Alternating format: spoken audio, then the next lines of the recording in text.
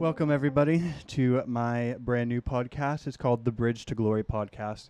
I kind of was I was kind of feeling this just in the last month, just kind of wanting to get to talk to some musical people, songwriters, musicians, even people that might just be on the sound tech team, stuff like that, and just kind of get their heart behind everything, kind of a little bit of their testimony. And just kind of encourage people, musicians, musicians, people that have been doing music their whole life, and maybe are just kind of in a low and not entirely inspired anymore.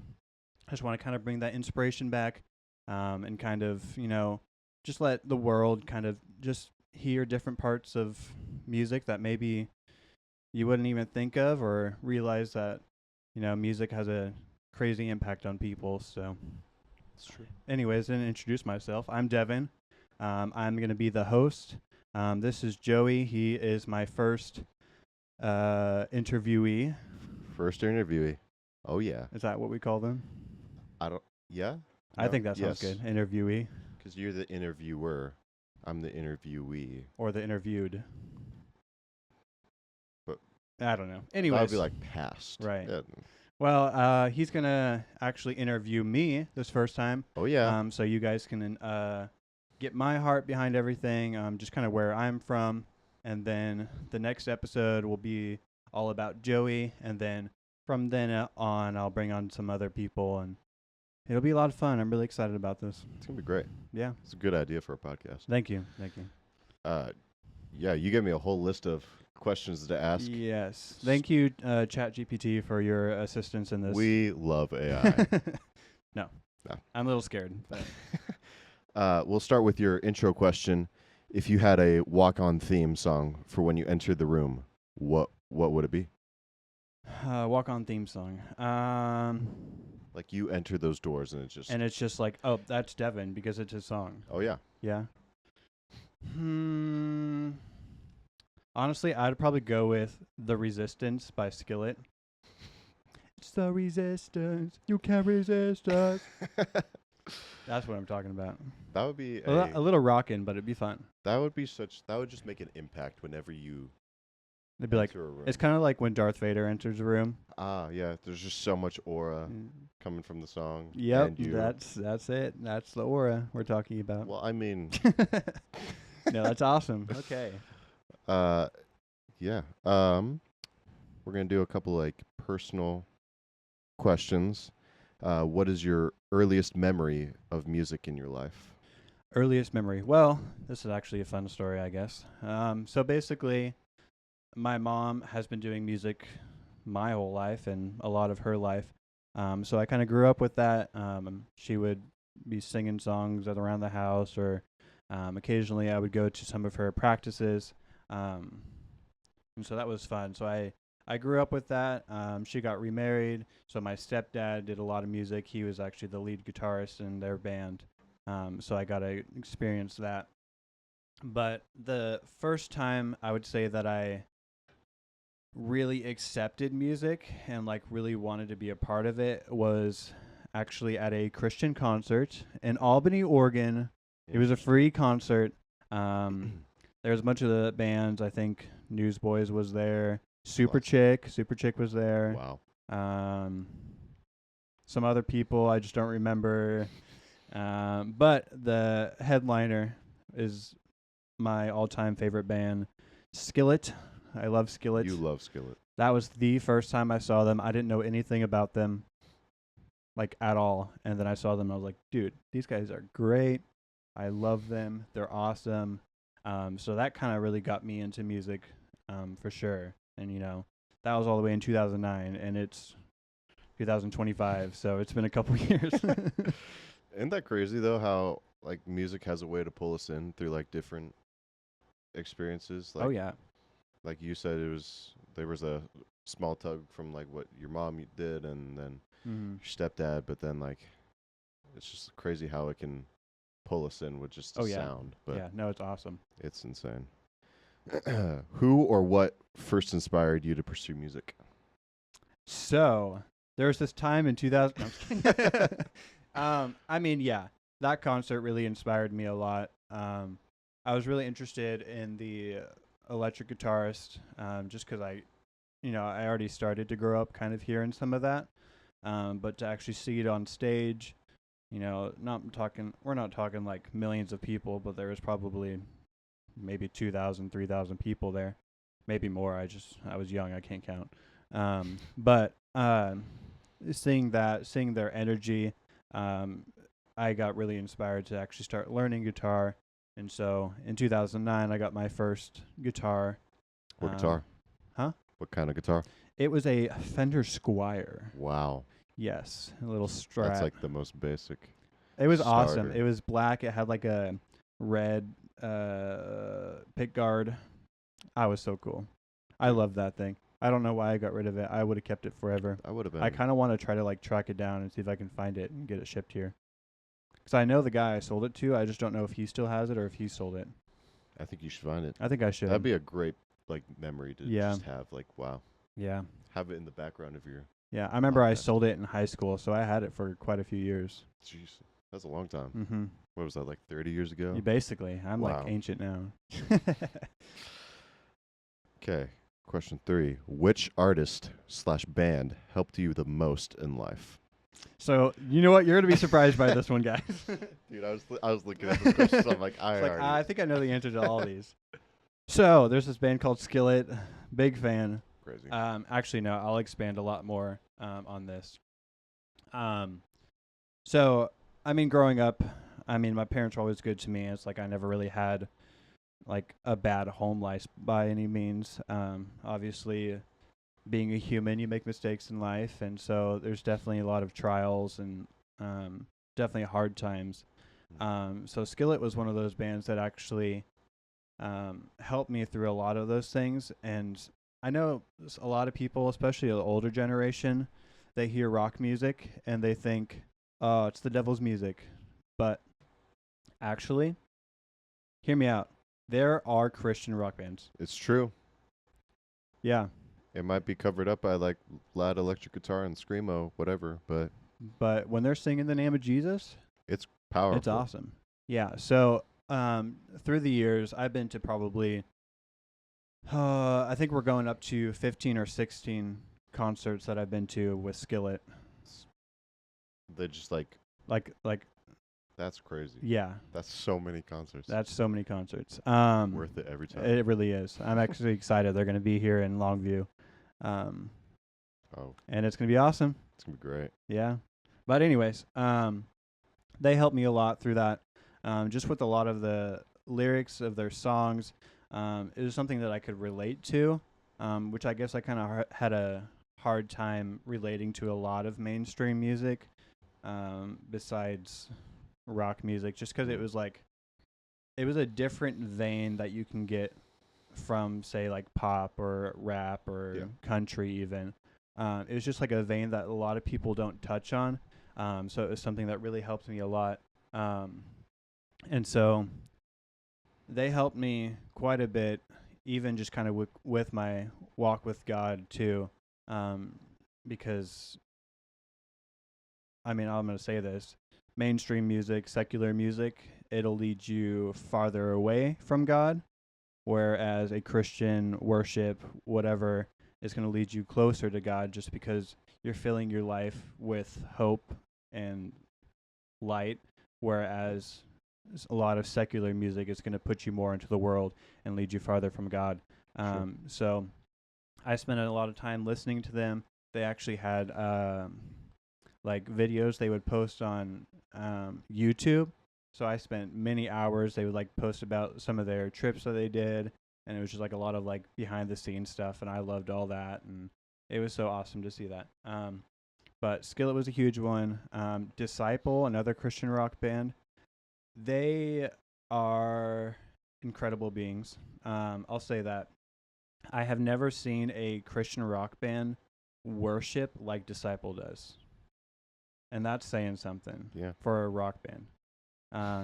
My friend Bryson and I, we went to a concert not that long ago, a year ago, I guess. And it was just so cool because obviously you're rocking out, you're having a good time, headbanging, just going for it. But then they take a moment they settle down. He preaches for probably 15 to 30 minutes, and he's like, if you've never been saved and you want to accept Jesus as your Lord and Savior, like, let's do that right now, tonight. Like, this is your opportunity. And I think it's so awesome when artists are willing to take that moment to preach and to lead people to Jesus. And obviously it's coming through music that obviously these people like because they're there to see them. But it's also cool because maybe they like the music, but they don't realize that it's about God and singing, things like that and praises to God. So I think it's a super awesome opportunity for a lot of bands. If it's like not a worship band, but they're a Christian band, to be able to, have fun, but also bring Jesus into it and, lead people in that way.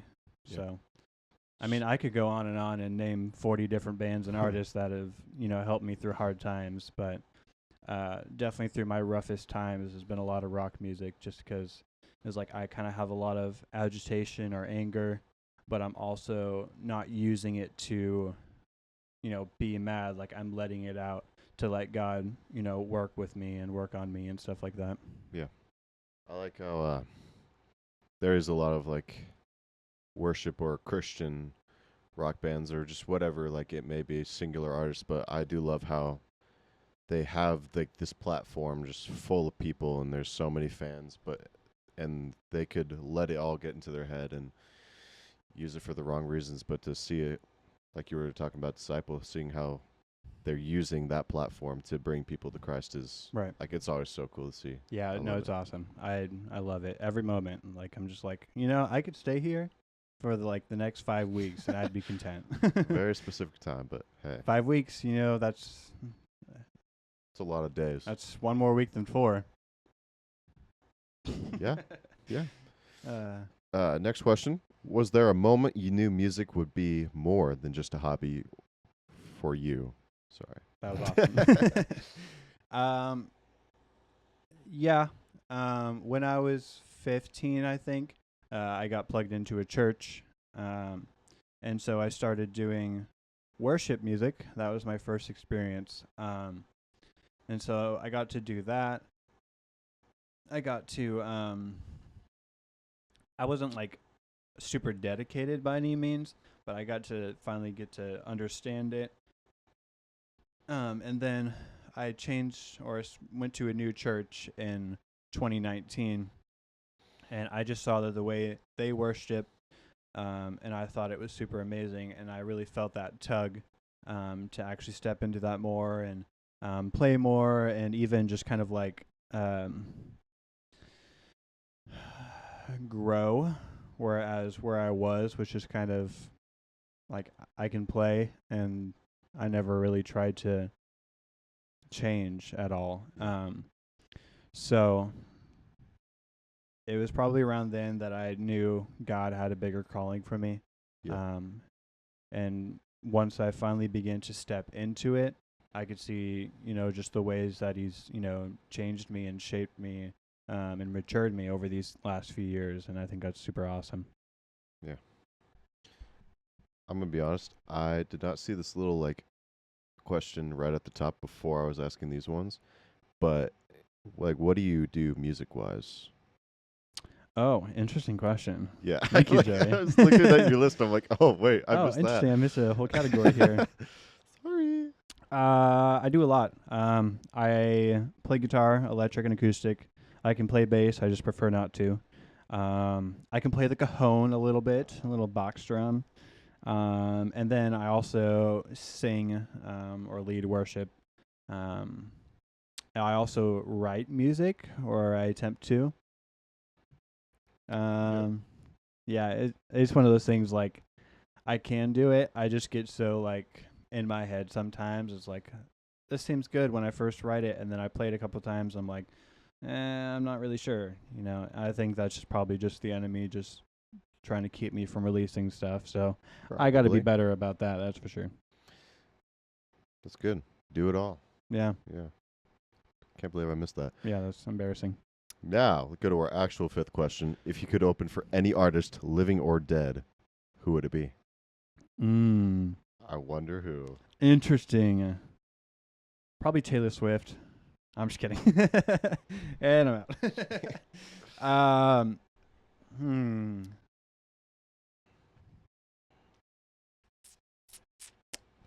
That's tough.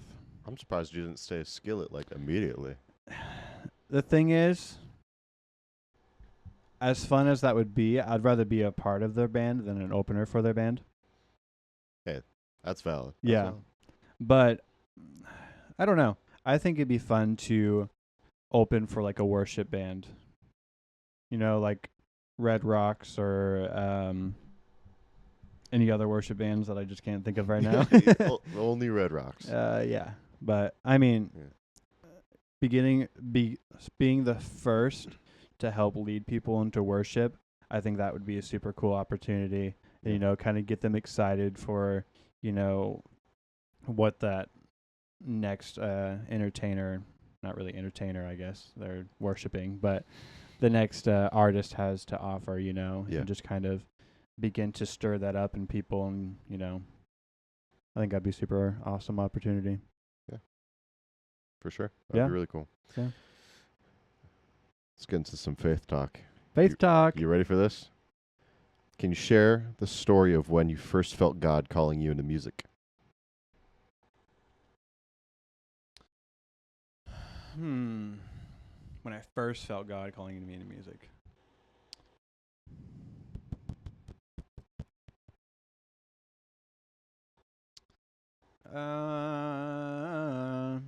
Let's see here.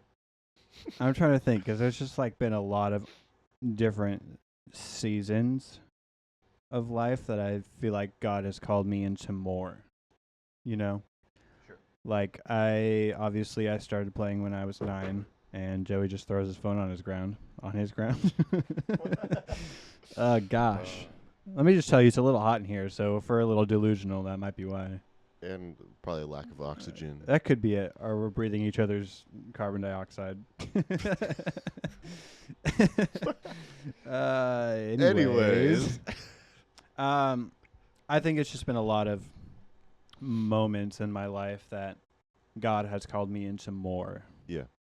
So it was like I started playing electric guitar at my old church, and I felt the tug that I needed more of God just because I didn't feel like I had a whole lot there. Not to say they were like bad Christians or anything, but I knew there was another level that wasn't where I was.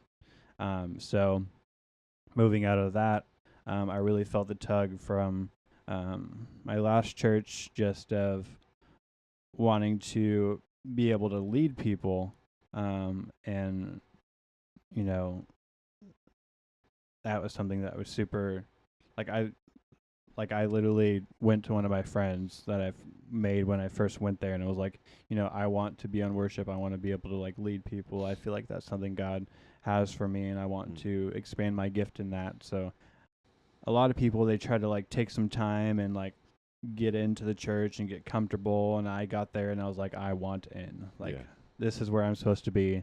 This is what God has called me into.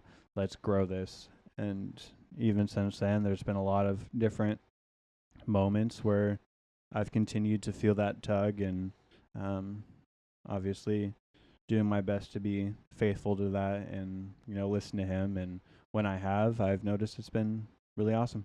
Yeah. I mean, it's really cool. Like, just seeing how the pull of God works, and just like when you know, like, right, this is what I'm called to do, or like this is where God's calling me. It's like it is just such a strong tug, and like you were just explaining it now, how it just pulls you in super fast. Yeah, it's awesome.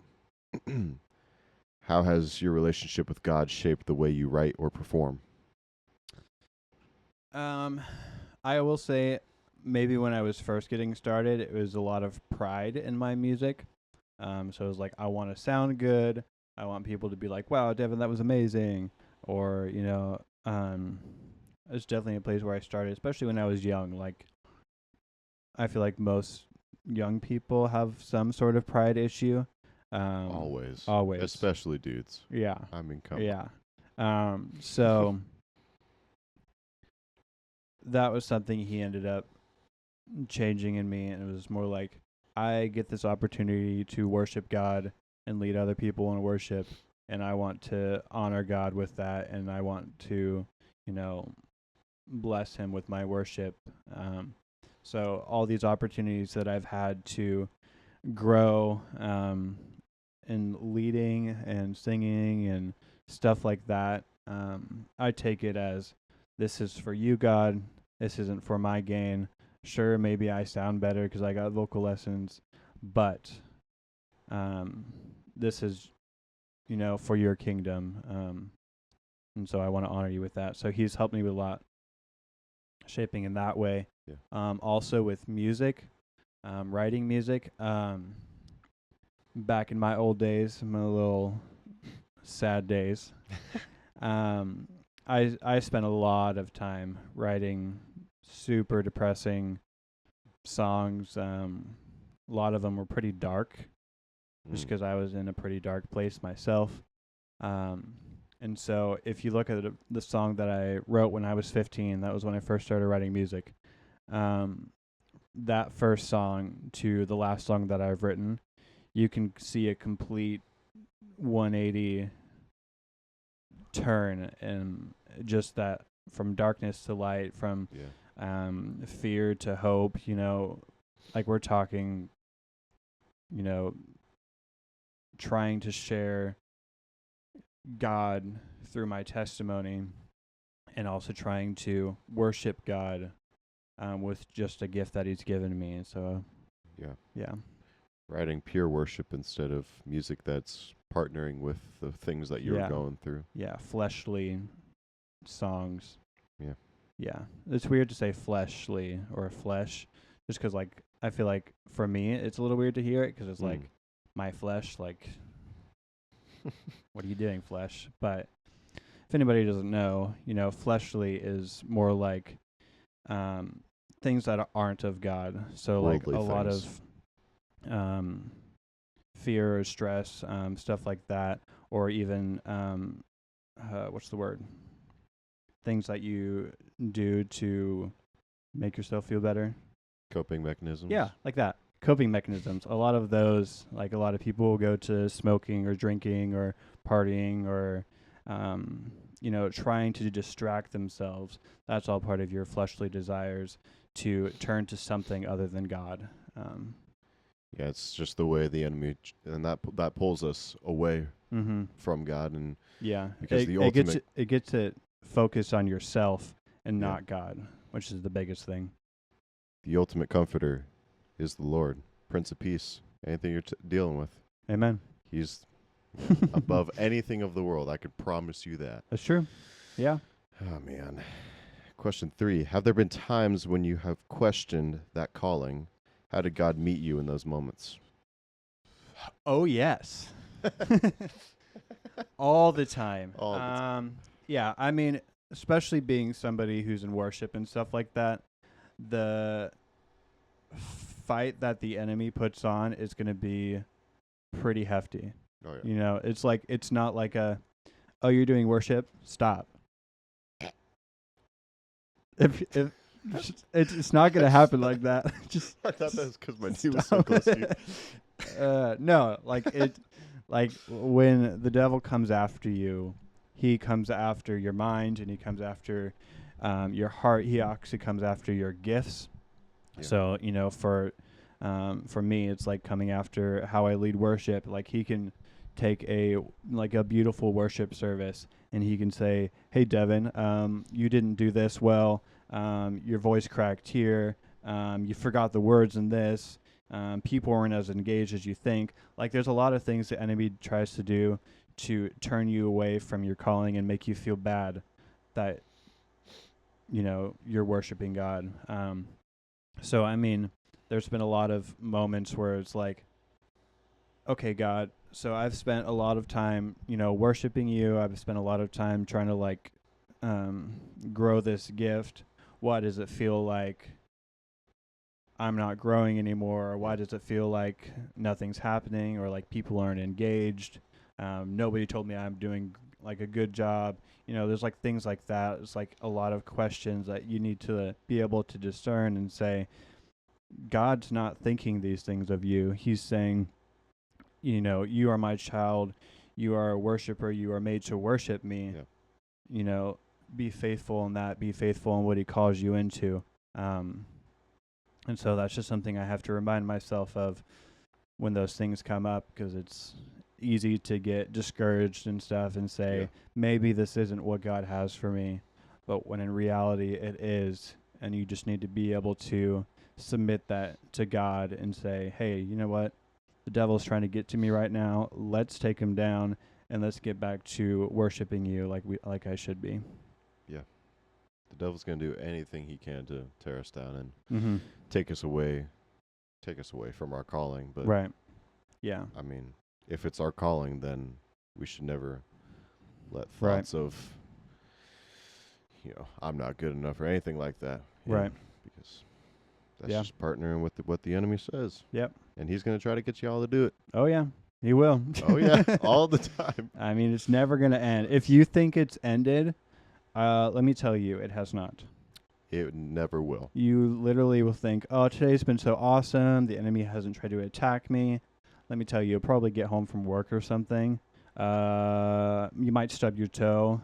Our pastor likes to say that a lot. Stub your toe. It's probably a demon or something trying to get you or something. Or somebody going too slow in the left lane. Yeah, 2 semi-trucks on the freeway. Yeah. Can't get past them. Gosh.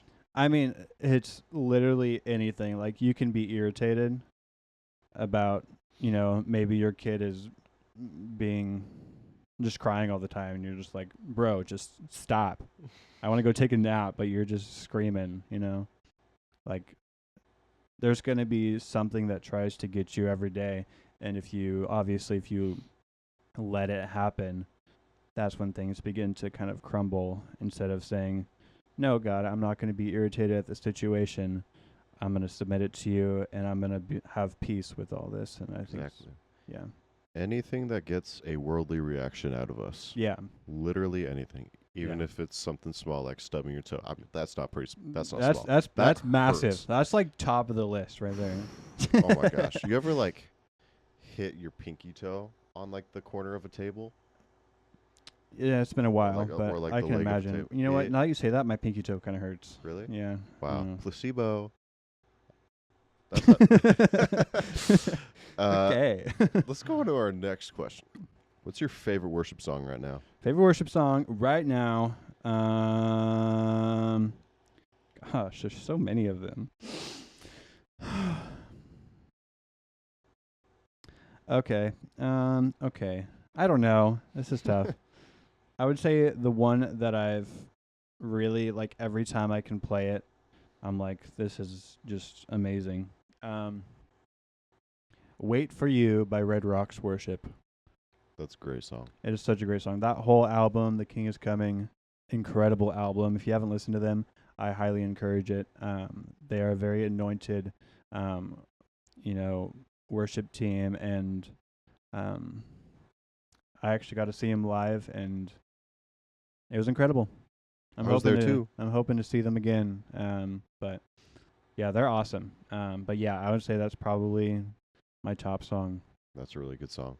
Mm-hmm. Yeah, they are very anointed. That was such a cool experience. Yeah. The King is Coming. That is the third verse or something where it's like the trumpets. Yeah. That one is so good. Yeah. Chills. It reminds me a lot of like older Elevation. Yeah. But it was awesome. Yeah. Classic. Now, our next section, the struggle bus section. Yes, the struggle bus. We love the struggle bus. Oh, wait, is that a train? The struggle bus? That was the train, but it's fun. What's been one of the hardest seasons in music, and how did you get through it?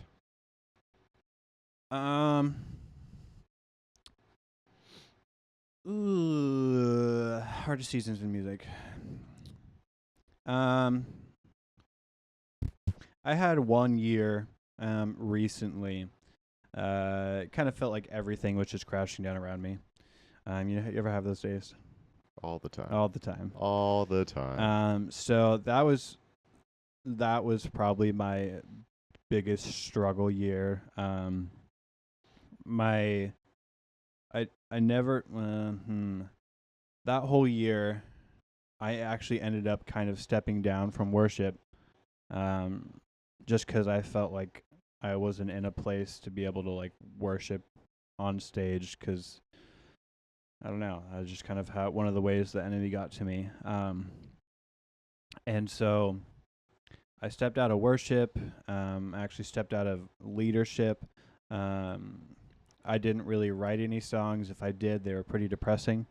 And I wouldn't really spend much time, playing music. I would always listen to music. I think that year I listened to a lot more secular music. Yeah. So that's probably another reason why that whole year was just so rough. Because I was filling my life with all these negative things that you usually find. And so that was the probably toughest time. But eventually, I made a decision. I was moving here to Texas, where I am now, and I was like, I know God has called me to worship. I'm not gonna let whatever happened in my life to control me anymore.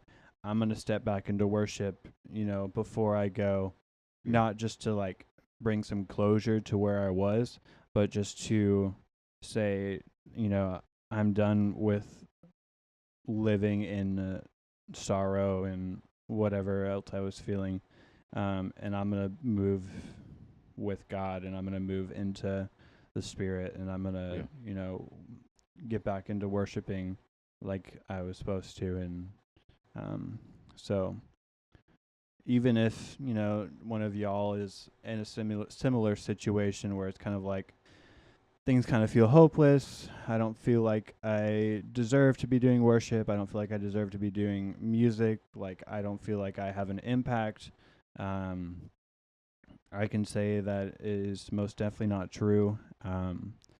God wants to work with you. He wants to move you, and he wants to move you in a direction that helps people, but also honors him and worships him. And so I really encourage you, if you're in a similar situation, or have been, like, there is hope. I encourage you to, stand back up, lift up your hands, and worship God, and, let those things go.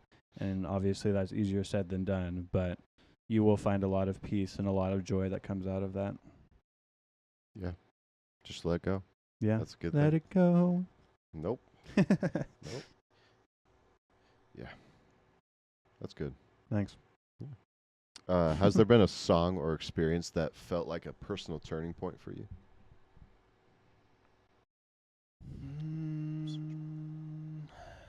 I literally had one in my mind not that long ago. I think it was like Let It Go or something. Colors of the Wind. Yeah. That's not it. I'll make a man out of you. That one song from Toy Story. You've Got a Friend in Me? Yep, that's the one. That's the one. Nope. Gosh. Yeah, that one's tough. I know there's a lot of songs that kind of begin to like turn me.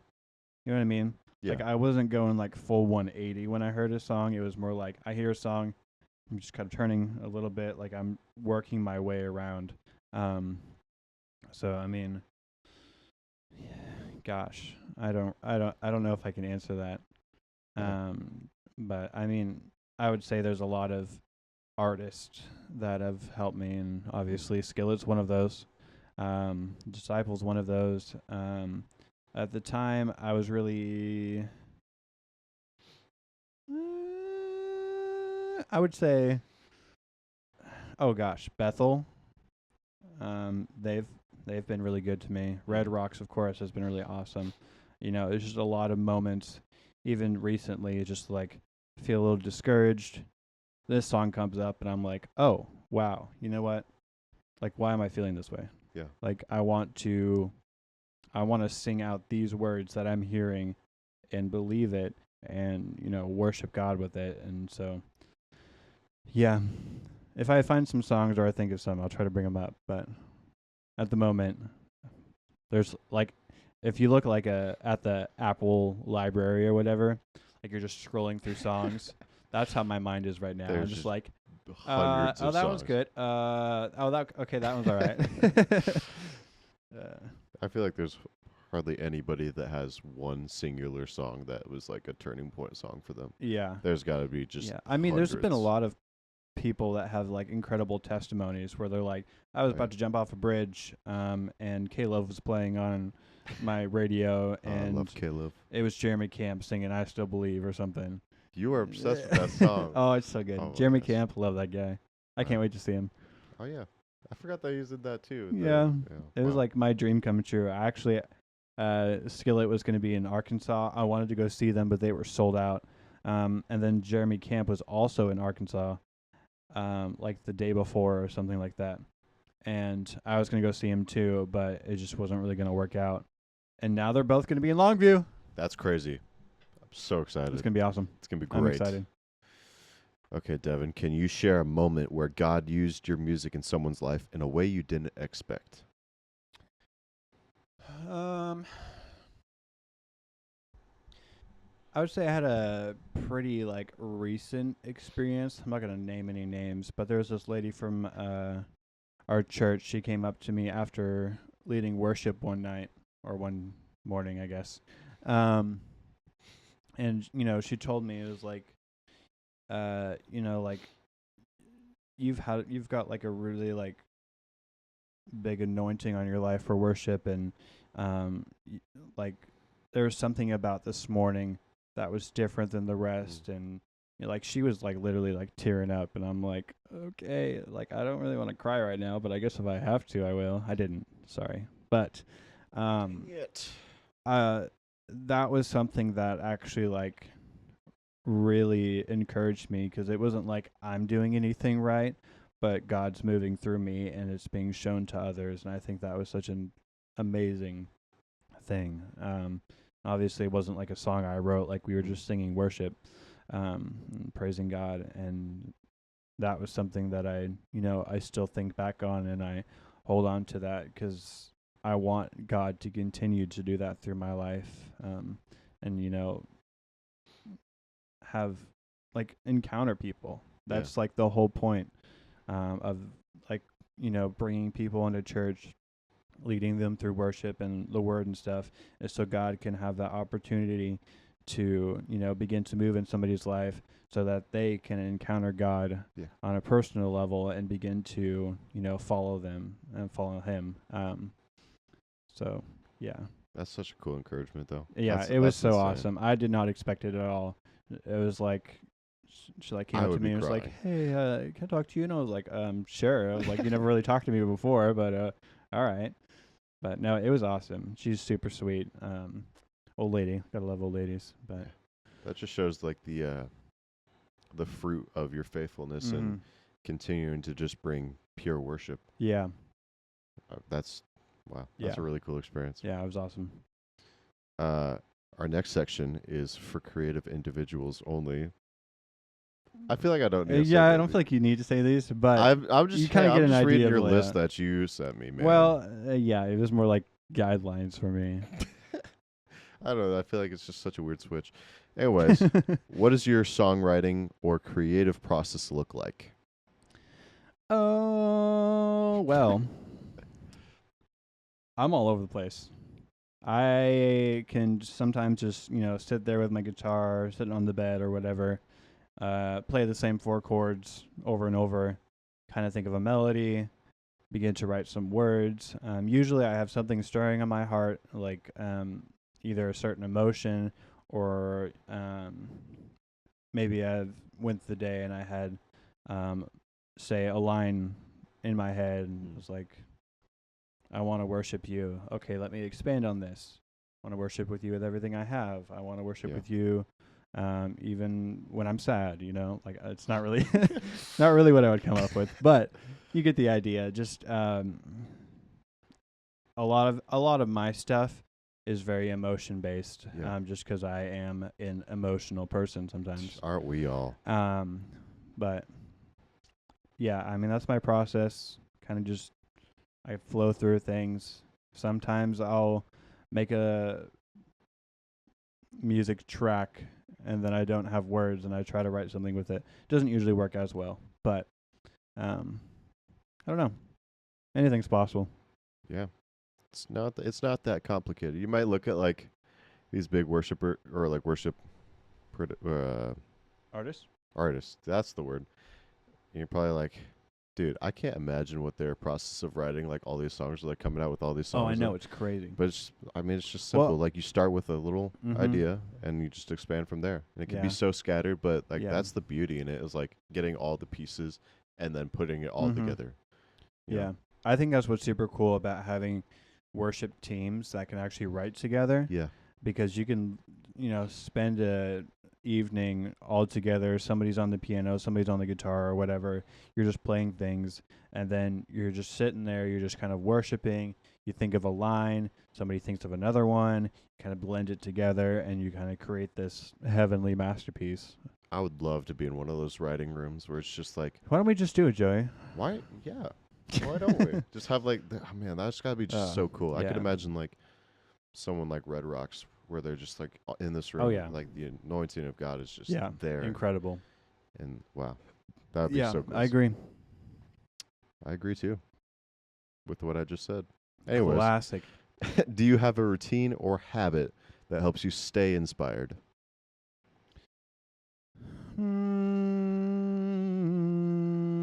Not currently. I hate to be that guy, but since I'm so emotion based, if say the week's just been like bland, nothing's really going on, like I probably won't write a song. Yeah. But, if I have a week where things are great, worship on Sunday was really good, worship on Wednesday was really good, and I kind of have that still stirring in my spirit.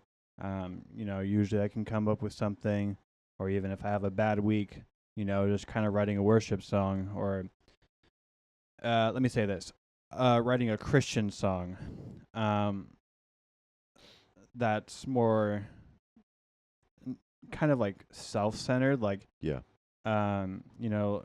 like, God, I've got these struggles, I've got all these things that I'm holding on to, I want to give them to you.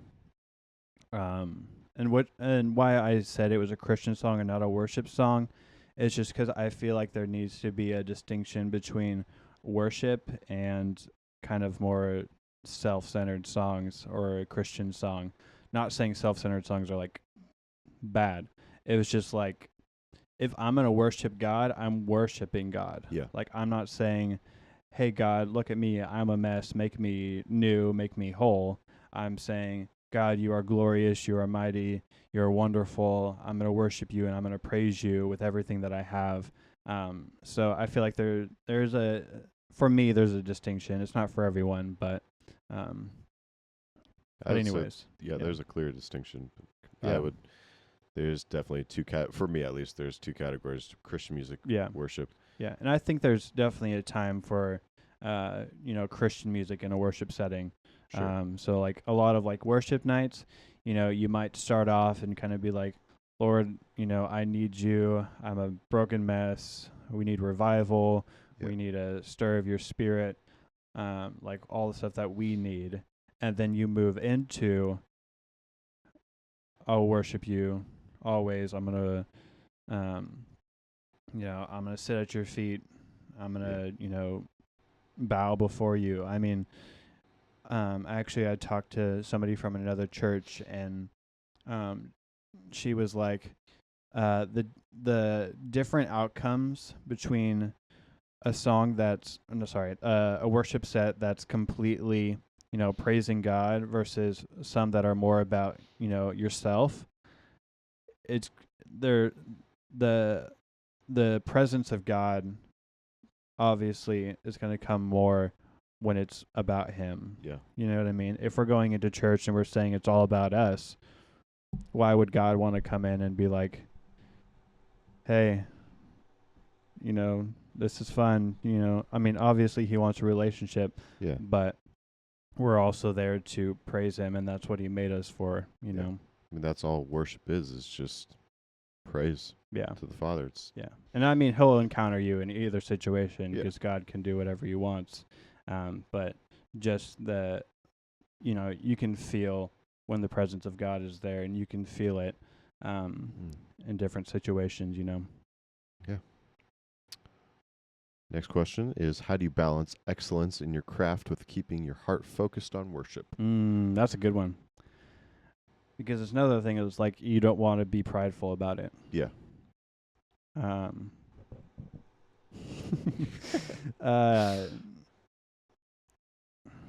That one's tough. Because obviously I'm doing my best to write songs and worship songs that honor and glorify God. And so I try to be good about it, and I try to keep it focused on him, where obviously I still have songs that are maybe more about myself. But I think there's also moments where I don't know how to explain it. I desire excellence, but I feel like I'm at a place where I don't expect excellence from myself. Does that make sense? Sure. Yeah. Yeah, I'm not I'm writing music, I want it to be good, but I don't want it to be perfect. You know what I mean? Yeah. The only thing that's perfect is God. And what I'm writing, he's going to use, or he might use in his own way. And so, I know I get in my head and maybe I'll try to record a song and my voice is a little flat or something. And I'm like, oh, this is not good. But it's not about that. It's about worshiping God. And so I would say excellence comes from the heart. You know what I mean? Yeah. It's good. Yeah. I don't really have anything else to add on that. That's good. Yeah, you nailed all the points. Classic. What do you hope people take away from your music? Just that there is a God and he is there for you, Because I think a lot of people, especially in this day and age, they kind of feel alone or maybe hopeless, and they need to know that there's a reason that they're alive, and God's called everybody into something. Whether you believe it or not, there's a calling. True. Even if it's just, coming to church and, talking to your peers, every Sunday. Because, relationship is something that God has called us into as well. And we grow as a church in relationship, as a family. And so, everybody's got their own part to play, whether it's worship leader, pastor, a servant, everybody should be serving. I believe that's something that everybody's called to, because everybody can help in some sort of way. So it's good. Yeah. If you could tell your younger self one thing about following God's call through your music, what would it be? Don't be afraid to step in. That's really good. Yeah. Wow. Yeah. Because I know there's been a lot of times in my life where I wanted to step in, I wanted more, but I was afraid of what it would take to get there. You know what I mean? Obviously, to step in to something, I wouldn't say as demanding, but as important as worship, is you have to be able to sacrifice things in order to get into that position. Because if I'm holding on to sin and I'm holding on to the world, but I'm on stage and trying to lead worship in something that I'm not comfortable with, where am I leading them? You know what I mean? Yeah. Like, am I leading them to God, or am I leading them to what I think worship is and what God is? You know what I mean? Yeah, that's super encouraging. So, yeah, don't be afraid to step in. That's awesome. Don't be afraid to step in. We'll make a hat. Don't be afraid to step in. That'd be a great. I would buy that. Okay, perfect. Yeah. How do you want to see the next generation carry the torch of worship and faith through music? This is a good question. That's a great question. Oh, man. Wow. Boy, let me tell you. We had a worship night the other night. Worship, I guess it wasn't really worship night. It was a conference. Mini conference. Mini conference. Yeah. But we got to do worship. And this was actually something that came to my mind. Was just seeing the younger generation worship. It's so different than, say, the older generation. Yeah. Not saying anybody's doing anything wrong or anybody's doing anything better, but I feel like our generation, our upcoming generation, is moving in a direction that's closer to God on a spiritual level. And, you know, I think I saw some like statistic or whatever that like more people and more churches are getting into, you know, what and who the Holy Spirit is, and the gifts of the Spirit, you know, speaking in tongues, prophecy, you know, things like that, healing, things, you know, that might come as unnatural to a mind that doesn't comprehend or can't comprehend what God can do and has done. Because the things that he gifts us, like those prophetic and healing and stuff like that, it's all things that have already been done by somebody, you know, God has anointed, you know, and, you know, he even said in the Bible that these gifts are for today. They're not, you know, the prophets back then, only they could have it. You know, only Peter can have it. You know, Jesus, right? It's only Jesus' gift. Only he can heal people. Like, no, he specifically said it was for today, and we need to step into that. And so I've been seeing that in this new generation that's like nothing I've ever seen before, because I didn't even know things like that existed until I went to a new church, and I was like, what the heck is this? This is crazy. But I love it. This is what God is. This is who God is. This is who he's called us to be. And, you know, as we're beginning to step into that, as this next generation is stepping into that, they're setting the new standard of what, you know, Christianity should look like. You know what I mean? And like what God has called us into.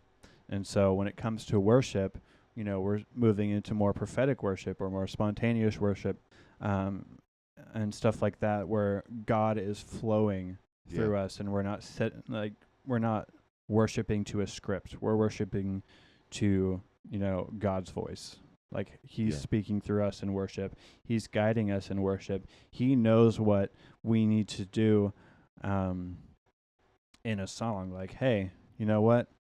These people need to hear this bridge again because there's power in these words, because you're declaring that, you know, I'm a good God. I'm faithful. I'm there for them. You know, like some people still need to hear that. They need that reassurance. And so, as the next generation begin to open our ears to that and begin to move in that, we're taking that, like I said, we're taking it, putting that as the standard, and we need to keep that, and we need to grow in that. And so we're moving up and closer to God instead of limiting ourselves to, you know, what God can do. So that's my hope for the future, and passing on that torch, as they say, is take this and run with it. Not run away from God, run with it to God, lead others to God. And, you know, I'm excited to see where that leads people. That's awesome. Definitely there's a fire, like a tangible fire that you can see in this, like the younger generation, and it's like sprouting up everywhere. Oh yeah. Like I know you like see videos everywhere of people that are like, there's something happened in this generation. It's true. Yeah. It's crazy. Yeah. You're seeing more evangelists going out and preaching the word, being fearless in situations where I feel like I would definitely be afraid. Like, Yeah. Definitely. but there's people just going out, no fear, because they have God on their side, and you have these new worshipers that are rising up, and it's beautiful. It's incredible. It's Yeah. awesome to see. Yeah. So I'm really excited for what God has in store for this next generation, and I love the opportunity to be a part of that. Be a part of this next move of God, and seeing revival through each state, and a lot of places that despise the idea of God, and seeing movement in those areas. So it's been awesome. Very cool. Yeah. Yeah. Is that everything? That's all the questions. Yeah. Wow. Well, that's wonderful. Do you have any other random questions that are off the top of your head before man. we close this out? If there were any instruments that you wish you could play, what would you play? Like any, like string instruments, just like random, like the bongos. Bongos, or like I don't know, clarinet, cello. Oh wow. Wow. Yeah, actually, I would love to be able to play the cello. Really? Mm-hmm. So get this. You can. It's basically like a bass. Well, kind of, except you got like a little wand thingy, and you kind of, you just gotta,